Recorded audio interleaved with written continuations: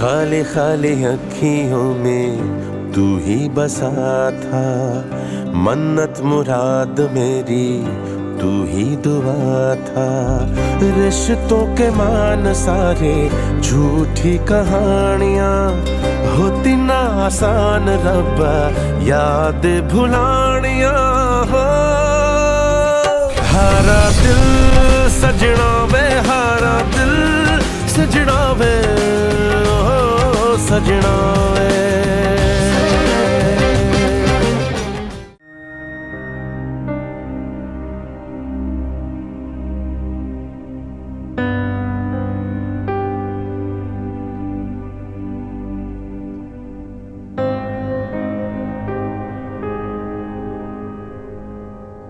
اینم یه سوپ گرم برای شما.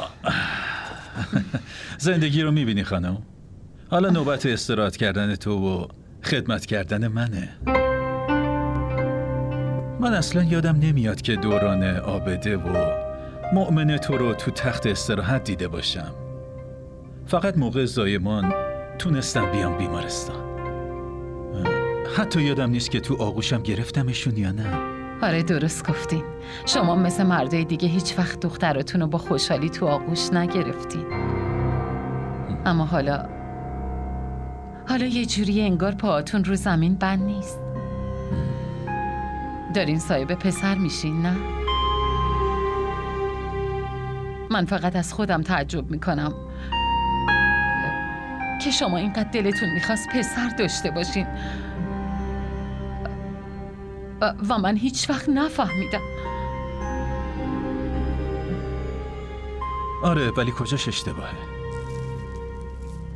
تو داری الکی برای من احساساتی میشی. آره من دلم پسر میخواست که خدا هم منو به آرزوم رسوند.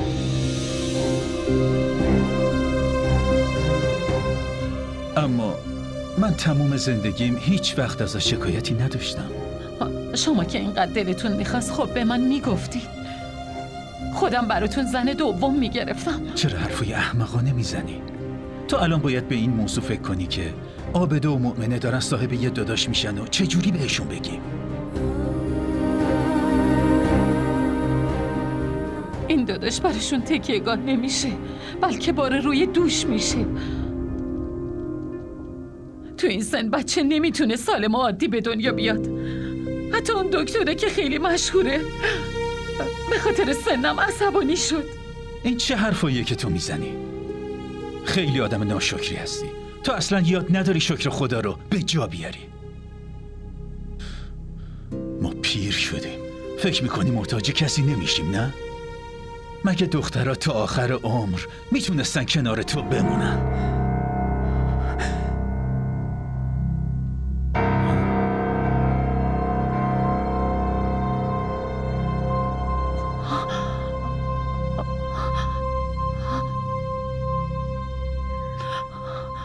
پسردار شدنتونو به هر دوتون تبریک میگم.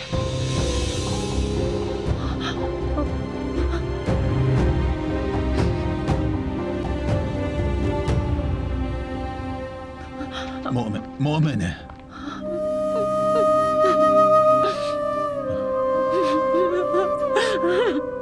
صبور باش، همه چی درست میشه.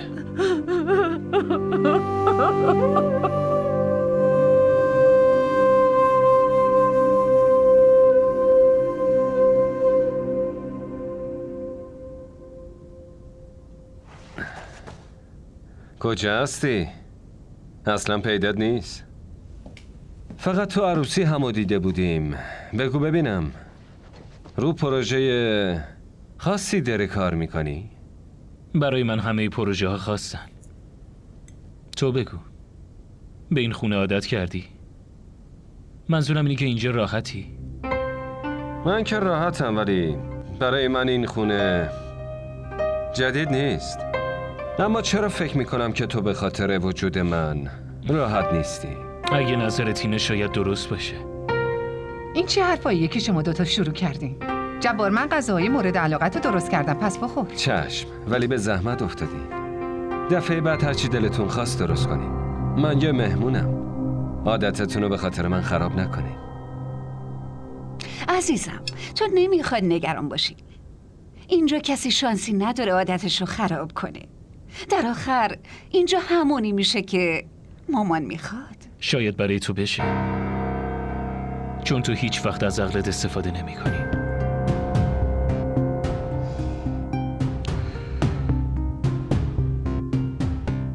روحام چرا با خواهرت اینجوری صحبت میکنی؟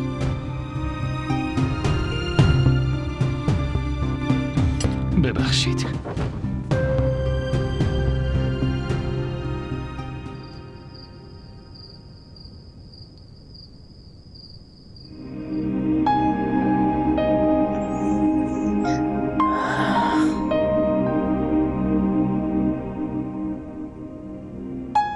این موضوع چه ربطی به ازدواج تو داره؟ شما از این میترسین نه؟ که ما بعد ازدواجمون شما رو تنها میذاریم. من نمیتونم. من همیشه کنارتون میمونم، هر جور بشه کار میکنم، ولی هیچ وقت تنهاتون نمیذارم. اما لطفا شما برین پیش یه دکتر خوب، از این دردسر خلاص بشین. الان دیگه نمیشه کاری کرد. قبل از اینکه این حرفا رو بهت بزنم من به بابات همه چی رو گفتم. خیلی دیر شده. تموم کردنش به این راحتی یا نیست. این وضع منو ببین.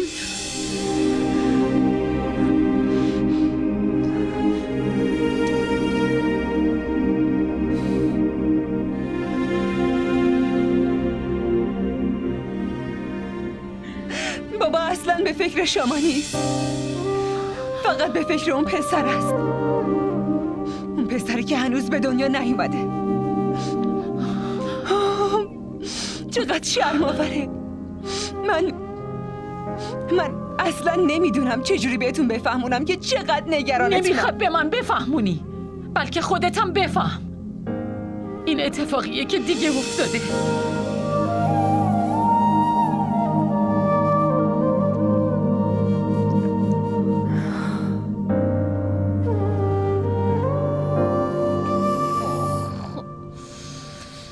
چرا لامپو روشن کردی؟ نه خودت میخوابی نه میذاری من بخوابم.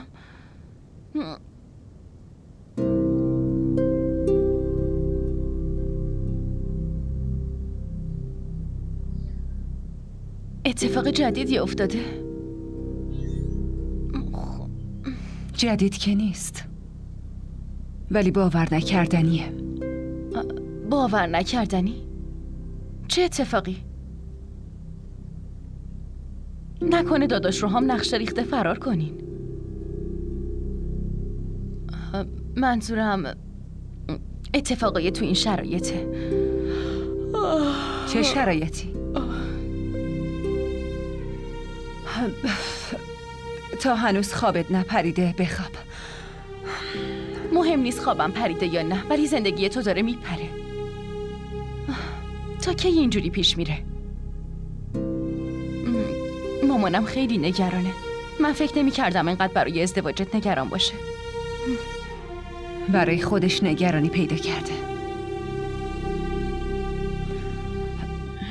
منظورم اینه که چه نیازیه اینقدر به خاله بتول امیدوار باشه؟ ولی یه چیزی هست. اگه داداش روحام بخواد همه چی میتونه درست شه. من خودم نمیخوام روحام کاری کنه. الان که به هیچ وجه. تو بخواب.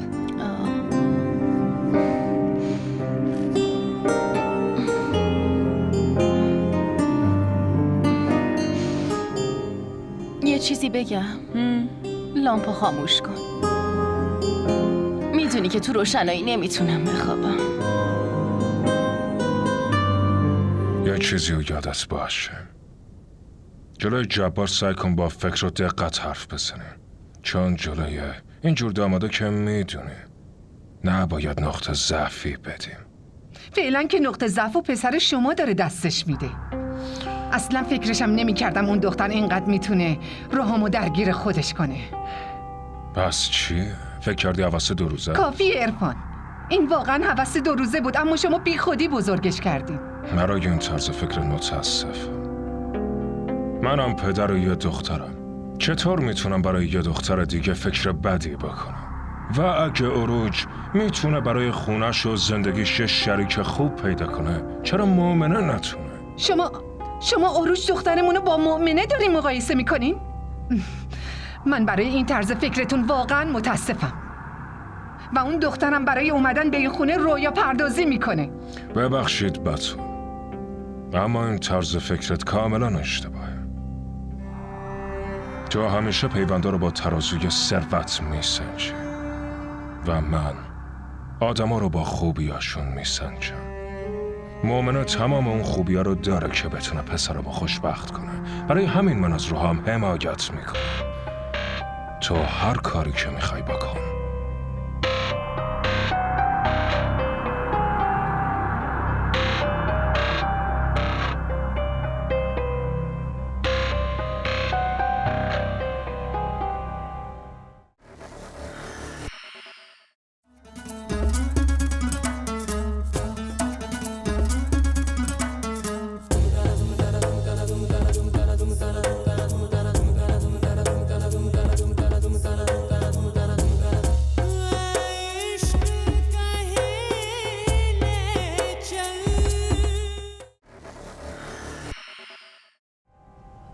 این مؤمنه کیه؟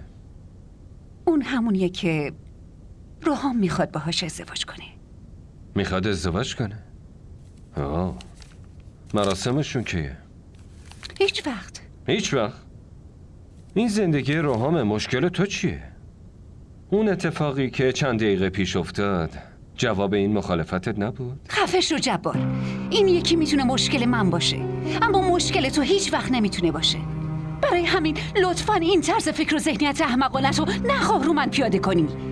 عزیزم، من فقط ازت پرسیدم. چرا ناراحت میشی؟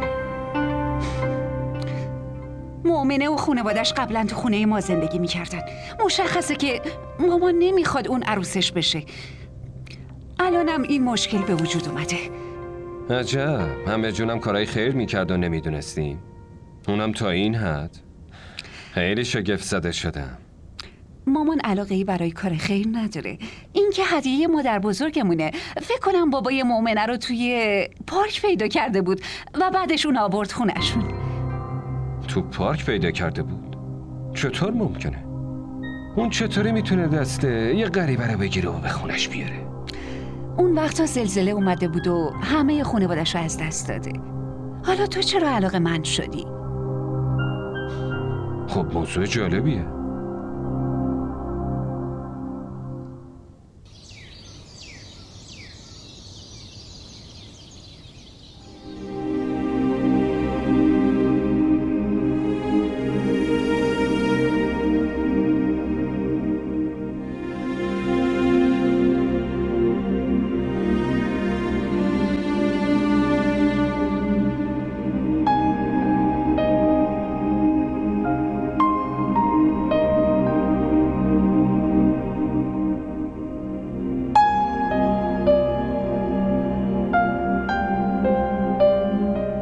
شما چرا اومدین؟ من دارم صبونه درست میکنم. در ضمن با این وضعتون باید استراحت کنین. خیلی خوشحالی که مامانتو تحقیر میکنی. این کارتو جمع کن برای بابات. بیا برو، باید بری دانشگاه.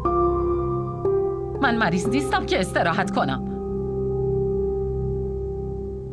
قبول دارم که بعد سالها الان تغییراتی تو زندگیم اومده، اما اینقدر توان دارم که مسئولیتامو خودم انجام بدم. نگران نباش، بهتون زحمت نمیدم، تو دردسر نمیندازمتون.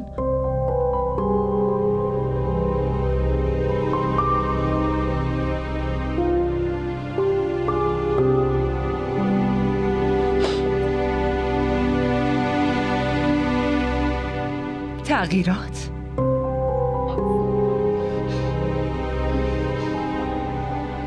تغییرات نه، بگین خوشحالی.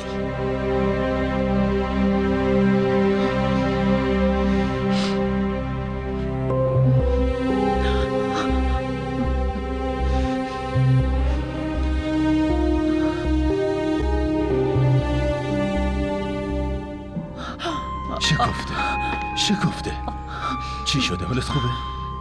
بیا باید ببرمت پیش دکتر. تو داری روز به روز ضعیف‌تر میشی و اصلا مراقب خودت نیستی. این چه وضعشه؟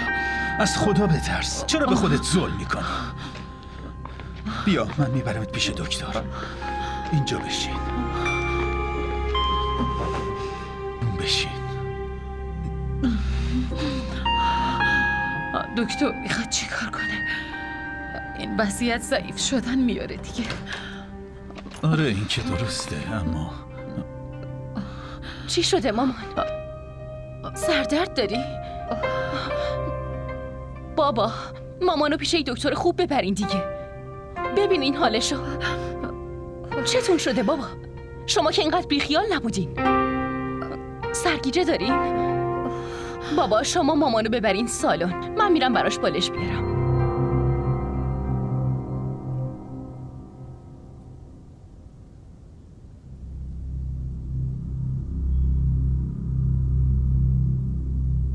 خانم ابرار؟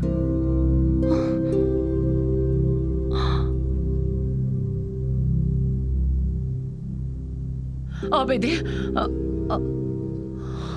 اگه نمیخوای دکتر بری من برات یکم شیر گرم میارم.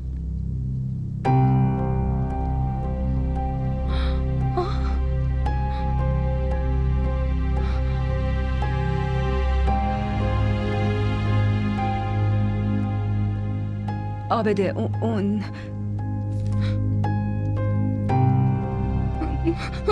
این چه مزخرفیه؟ آزمایش بارداری؟ اونم از مامان؟ این همه اتفاق افتاده و من نمیدونم. تو آروم باش و اینو بده به من.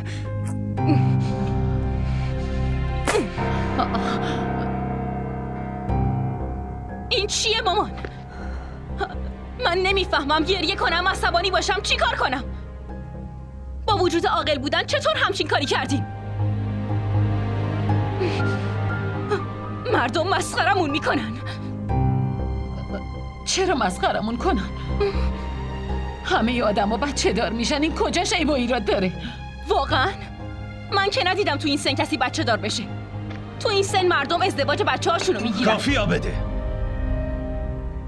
اگه یک کلمه بیشتر از این حرف زدی اون روی دیگه ی منو میبینی. مگه من و مامانت گناهی مرتکب شدیم؟ من اینقدر دخترای پررو و بی‌ادبی داشتم هیچ وقت فکرشو نمی‌کردم. نمیدونم کجای تربیتم کم گذاشتم. کمو که شاید ما گذاشتیم، اونم تو زندگی شما که الان توی این سن. دهنتو ببند.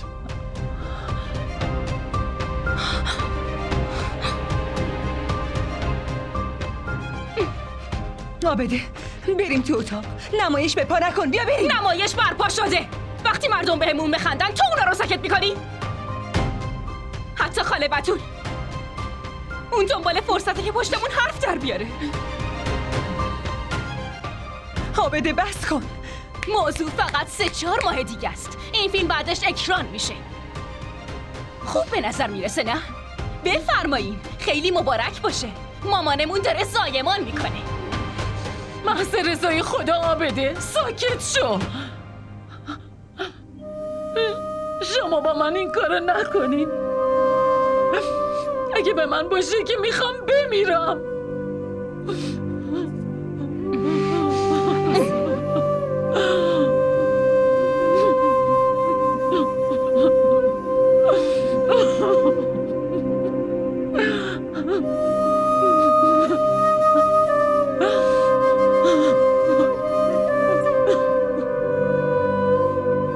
ما را در شبکه‌های اجتماعی دنبال کنید.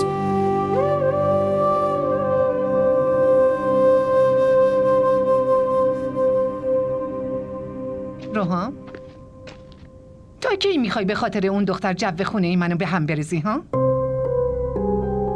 دیشب اون رفتاری که جلوی جبار داشتی مناسب نبود. اون حالا چی فکری میکنه؟ برام مهم نیست که اون چه فکری میکنه. باید برات مهم باشه روحان. حرف از آبرو و خوشحالی خواهرته. که اینطور خوشحالی من توی این خونه برای کی مهمه؟ میمونه حرف آبرو. پس مامان شما به جز خودت به آبروی کسی دیگه فکر نمی کنین. اون حرفایی هم که تو خونه مؤمنه زدین اونا مناسب شما نبود. اوه پس مؤمنه پیش پسرم از مامانه شکایت کرده. پسرای احمقی مثل تو دارن زندگی این دخترای پایین شهری رو میسازن، وگرنه اینجور دخترها تا آخر عمرشون تو خونهشون میمونن. تمام خانواده‌اش دارن از تو یه احمق میسازن و تو هر روز داری احمق‌تر میشی. اون ابرار حسن حتی ادب نداره درست حرف بزنه. اون وقت من باشون وصلت کنم، اونم وصلت تنها پسرمو؟ درسته، هر کاری که دلتون میخواد بکنین، اما من اصلا دوست ندارم که بازیچه دست شما بشم. خب یه کاری میکنیم، این پرونده ازدواج رو میبندم. من نمیخوام ازدواج کنم. بعد امتحانم میرم کانادا، دیگه اینجا نمیمونم.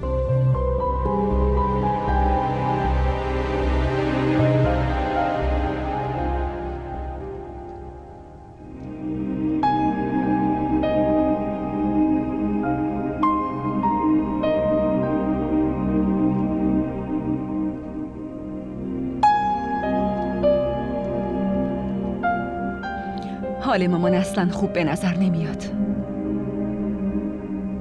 تو این وضعیت اون نباید استرس داشته باشه.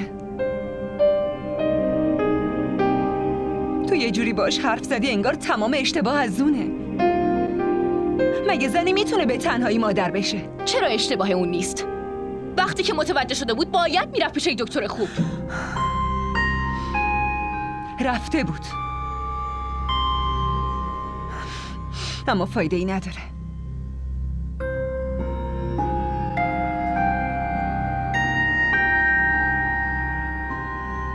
اون داره پسردار میشه.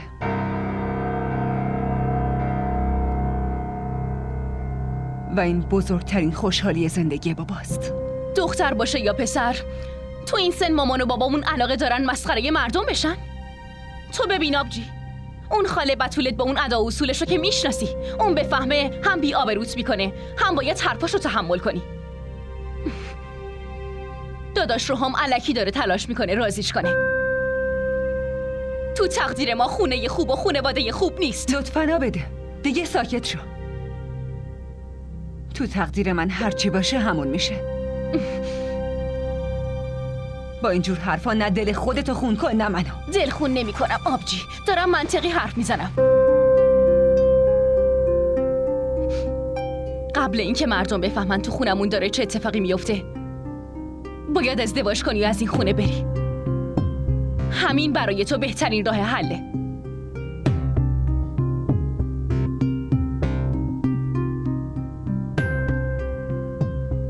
وقتی پسر بیاد تو این خونه دیگه ما مهم نیستیم.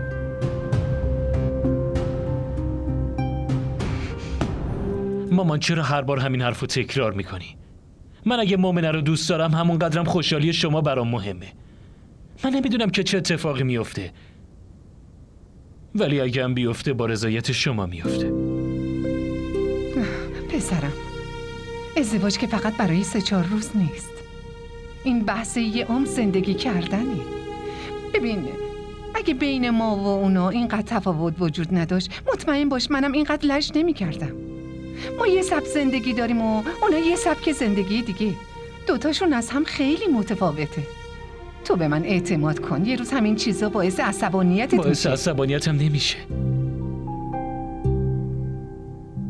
مامان ازدواج باید باب دلت باشه، وگرنه باید یه عمر تحمل کنی. تلاش کن بفهمی روحان.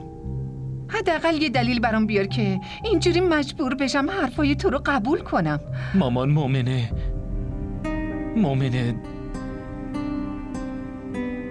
تمام اون معیارایی داره که من از شریک زندگیم توقع دارم. اون واقعا دختر خوبیه. اون خیلی راحت میتونه با سبک زندگیمون کنار بیاد و در ضمن هیچ ازدواجی کامل نیست. گاهی فرهنگ و تفاوت دارن و گاهی افکار. تنها چیزی که مهمه خوشحالیه. من با اون خوشحال میشم.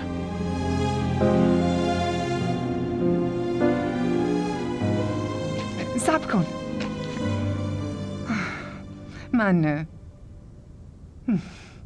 من به خاطر خوشحالی تو خونه ابرار حسن حتی فکر کردن بهش برام سخته. به هر حال تو مؤمنه رو انتخاب کردی مگه نه؟ ولی سبک زندگیش باید طبق اصول من باشه. اینا رو بهش بفهمون. چرا زندگی نکنه؟ طبق اصول شما زندگی میکنه. مامان خیلی ازتون ممنونم. دوستتون دارم. منم دوست دارم.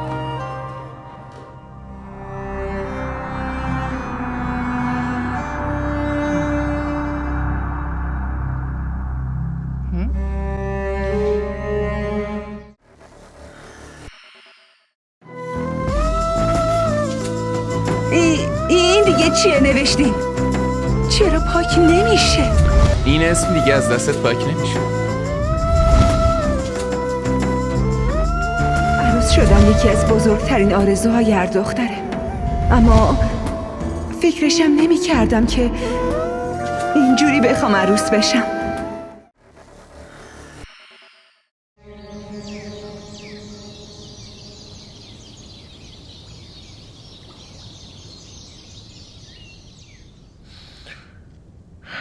ببینین زنداداش، ما نیومدیم حرفای گذشته رو بزنیم. ما اومدیم تو اون خوشحالی های شریک بشیم که زندگی بچه همونو به هم گره زده. اون که درسته خانداداش، اما مگه میشه به این زودی آماده شد؟ حسین به بعدش باز. ببین شکفته، بچه‌هایی که تصمیمشونو گرفتن، اگه ما حرفشونو قبول نکنیم ممکنه یک کار اشتباهی بکنن. فراموش کن دیگه، وقت این حرفا نیست. تو خوب به نظر نمیرسی. حالت خوبه؟ پیش دکتر رفتی؟ آره رفتم، همه آزمایشامو انجام دادم، خوبه. دیگه فشار خون و قند خون و این روزا کی مریضی به حساب میاره؟ اینا که دیگه برای سن و سال ما نرماله. به هر حال شکفته، این بیماری ها الکی به وجود نمیاد. حتما تو خانوادتون این چیزا عادیه. مشخصه که از خانوادتون به ارث رسیده. ببین ابرار، من بهت گفته بودم که به حرفم اعتماد کن. اگه ما اینجوری به غرورمون بالا پر بدیم، پس خوشحالی بچه همون چی میشه؟ فقط ازت یه خواهش دارم که دیگه حرفای گذشته رو فراموش کن. آره اینا همش درسته، ولی چه نیازی بود این همه زحمت بکشین؟ امروز اگه فقط حرف میزدیم همه چی درست میشد. نه بابا، چه زحمتی. ابرار، چه درست و چه غلط؟ اصلا دوست ندارم اینو قضاوت کنی. من فقط اینو میخوام که تو عروسی پسرم هیچ کم و کسری وجود نداشته باشه. برای همین امروز ما هم تاریخ رو تعیین میکنیم و هم در مورد منوی جشن عروسی حرف میزنیم. درست. خب به نظر من شروع هر کار خوبی باید باش شیرینی باشه. بفرمایین زنداداش، دهنتون رو شیرین کنین. خوشمزه است، بردارین. ممنون. بعدش هم ما رو یه چای مهمون کن خواهر. بیا تو هم بخور. ممنونم.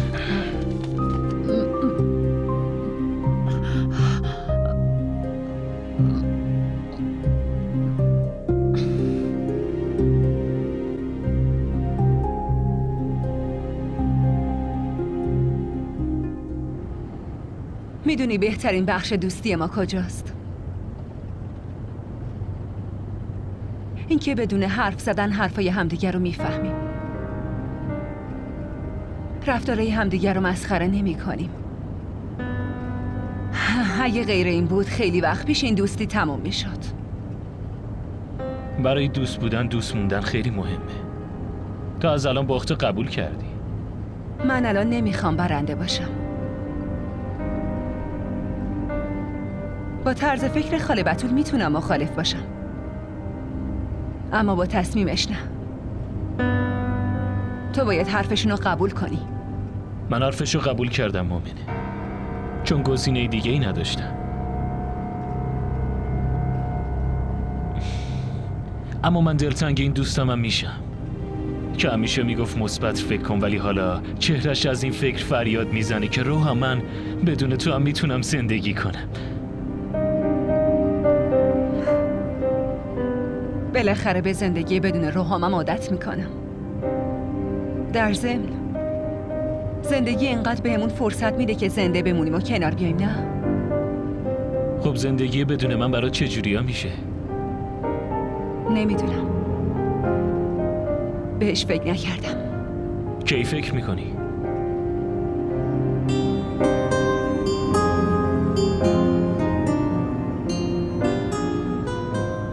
بعد اینکه ازدواج کنی.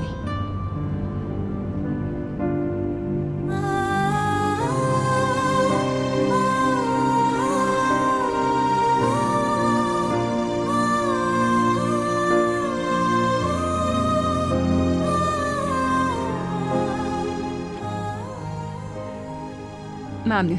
برای آخرین بار به چای دعوتم نمی کنی؟ میدونی که از فردا مشغول کارهای عروسی میشم و نمیتونم از دانشگاه به خونه ببرمت. باشه.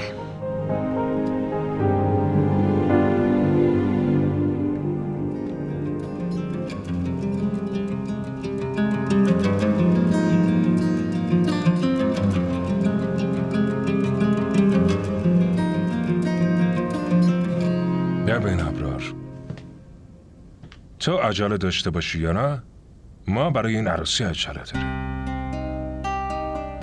به اختیار من باشه هفته بعدی مومنه رو عروسش میکنم و میبرم خونه. برای همین دقیقا میخوام همون تاریخی که من میگم اون نهایی بشه. تمام.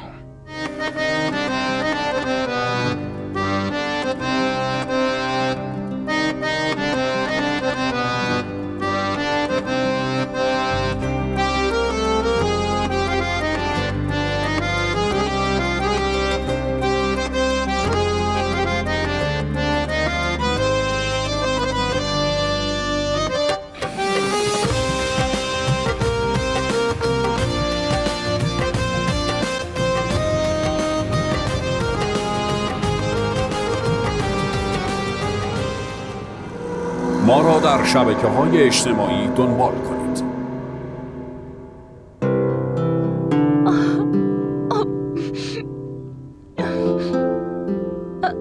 خدای من، داداش روحان، چه سورپرایزی. باید به تو مرحبا گفت. این نشون میده که تو هم آبجی و هم خاله بتولو قانع کردی. آفرین بهت. اینقدر رو مغز من نرو، بهتره به کارت برسی. باشه خیالت تو راحت. که راست. من کاری ندارم. باشه.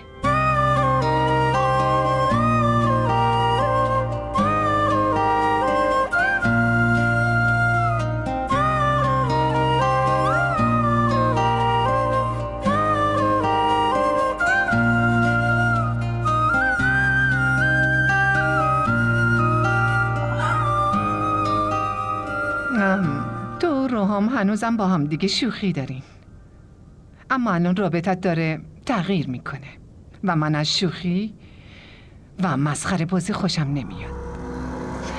حالا تو داری عروس خونمون میشی. یه چیزی رو میخوام روشن کنم. من نمیخوام کسی جلوی من شخصیت همسر و پسرم رو خورد کنه یا طعنه پایین شهری و بی کلاس بودن رو بهشون بزنه.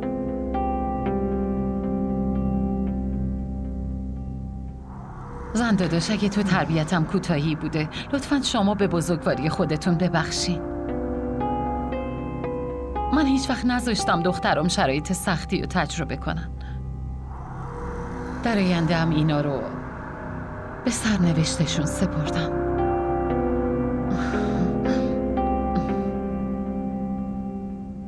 مبارکتون باشه.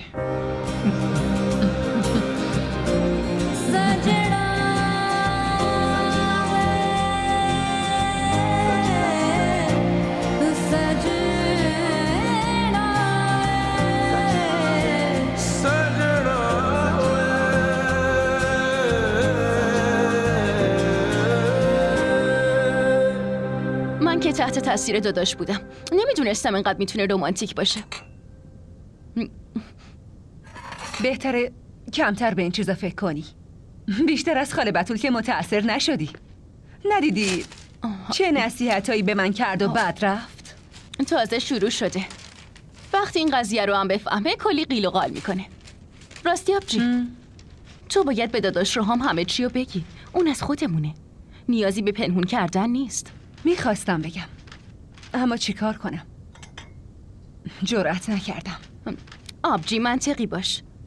داداش روحام بهمون ثابت کرده که مرد با جنمیه. حالا تو هم باید کنارش باشی. همه اینا رو که تموم کردی بده من ببینم. چه غلطی داری میکنی؟ بده من دیگه. الو؟ مشترک مورد نظر خواهرم در دسترس نمی باشد. لطفاً بعداً تماس بگیرید. چه حلال زاده این داداش روحام. در مورد شما حرف میزدیم. راستی یه چیزی بگین. آرامش و عشق شما توی خونه ما زندگی میکنه. این دستاورد به نظرتون چجوریه؟ آخه چی بهت بگم دختر؟ من فکر میکنم نصف زندگی مامانو و نصف دیگرشم این است که باید خوشحالش کنم. همچین احساسی دارم. انتخاب با شماست داداش جون. الان بهم بگید کی شیرینی میدید. چطوره بریم بستنی بخوریم؟ من تا نیم ساعت دیگه میام دنبالتون. آماده باشین. باشه قبوله. آماده شو بریم. چرا؟ آبده.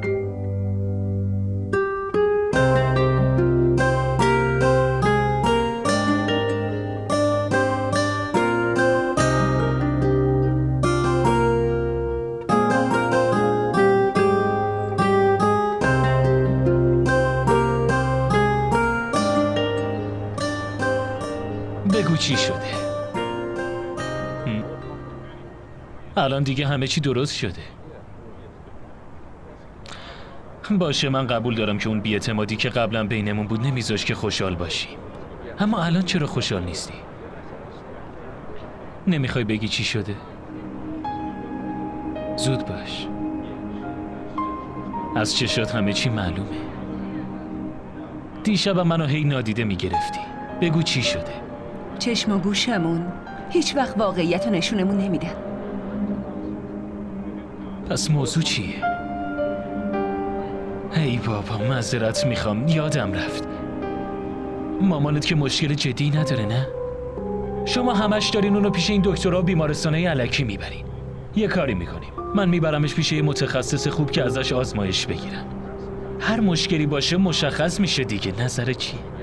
بدون که من لطفی نمیکنم. الان من حکم پسر شده.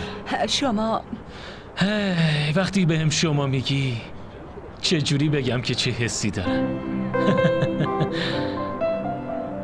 سعی میکنم قوانین خاله بتول رو رعایت کنم. اون که مسئله بین تو و مامانمه. ولی من اون مؤمنی رو میخوام که میشناختمش. یه چیزی بگم.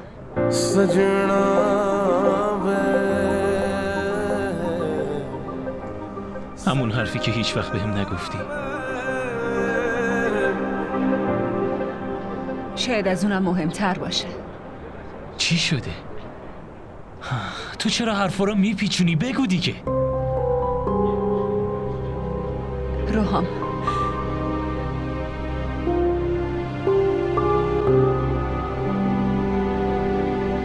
مامانم بار داره.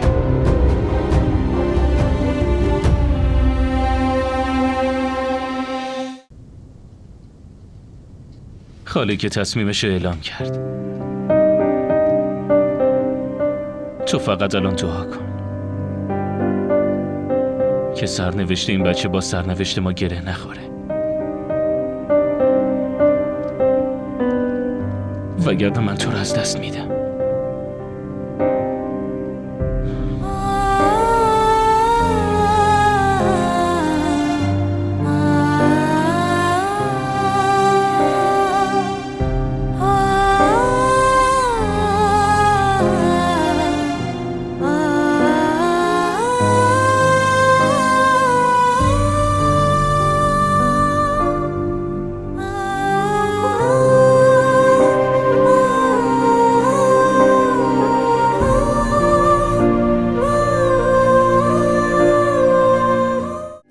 खाली खाली अखियों में तू ही बसा था, मन्नत मुराद मेरी तू ही दुआ था रिश्तों के मान सारे झूठी कहानियां होती ना आसान रब्बा याद भुलानियां DDTV ارائه کننده بزرگترین سریال های درامای ترکی، کره‌ای، پاکستانی دوبله شده به فارسی می باشد.